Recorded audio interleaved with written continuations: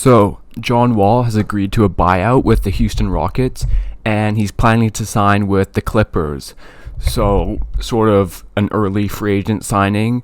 And for the Clippers, this seems like a good move. I think it's going to be a low risk contract, probably a 1 year deal, maybe the payer mid-level exception, which would be about 6.3 million, or it could even be a minimum. But in John Wall, they're getting someone who was obviously a great player, an all-star, and someone who I think is still definitely a good player and can be their point guard. John Wall hasn't played over 41 games since the 2016-17 season, so it's been quite a while. The last time we saw him play was in 2020-21 with the Rockets when he played 40 games, and then he didn't play this past year.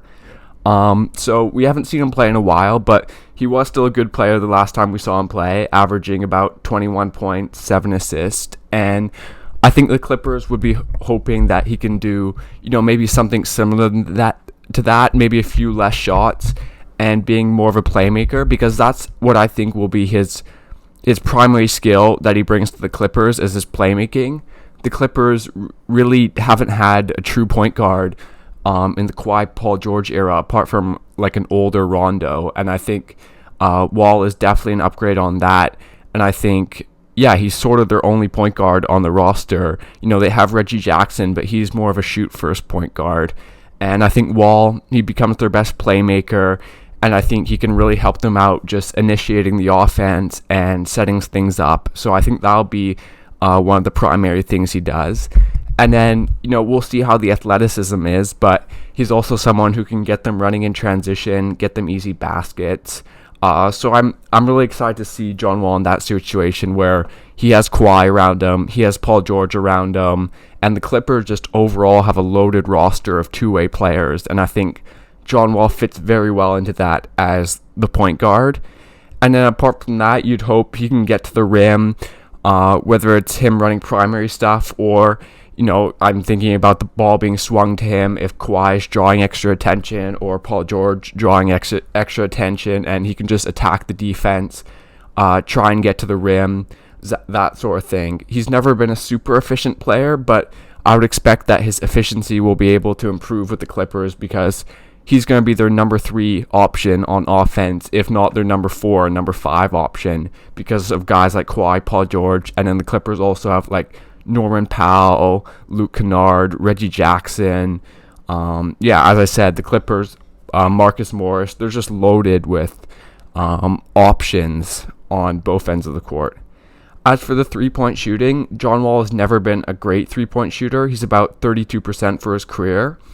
You would hope that, he's not a terrible three-point shooter and that if it's more catch and shoots, he doesn't really have to take the pull-up ones anymore. He can at least be respected by defenses where they can't just leave him wide open, and I think that will happen. And then defensively, he was once he's made an all-defense team before, but he's certainly not that player anymore. But you'd hope he can at least be average, because he won't have to do as much on offense. He won't have to carry the load that he had to in Washington.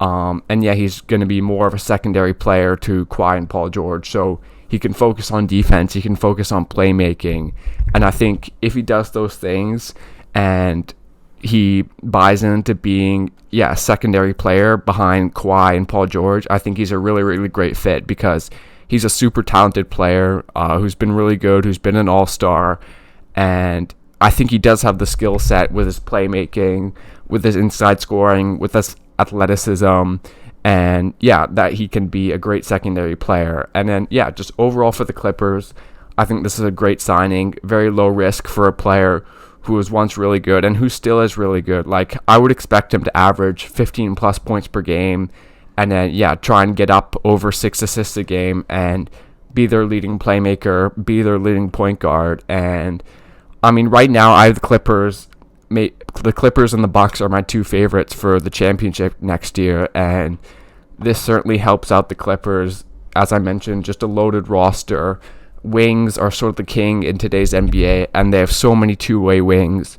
And then with John Wall, if they keep a big, whether it's Zubac or Hartenstein, and Steve Ballmer, their owner, is going to be willing to spend the money and go into the tax, I think yeah, the Clippers are really well poised going forwards to be a threat for a championship, and I think John Wall just adds to that. I'm thinking about in a playoff setting where at times the Clippers, they haven't had the playmaking, they haven't really been able to get the shots they wanted to, and I think John Wall is definitely going to help them out a lot with that as an experienced player who is just a great passer and has great athleticism. So yeah, very good signing for the Clippers. I think it's a good situation for John Wall to rehabilitate his career, where he doesn't have to be a primary option and he can play off Kawhi and Paul George. And yeah, just good signing and good fit all around.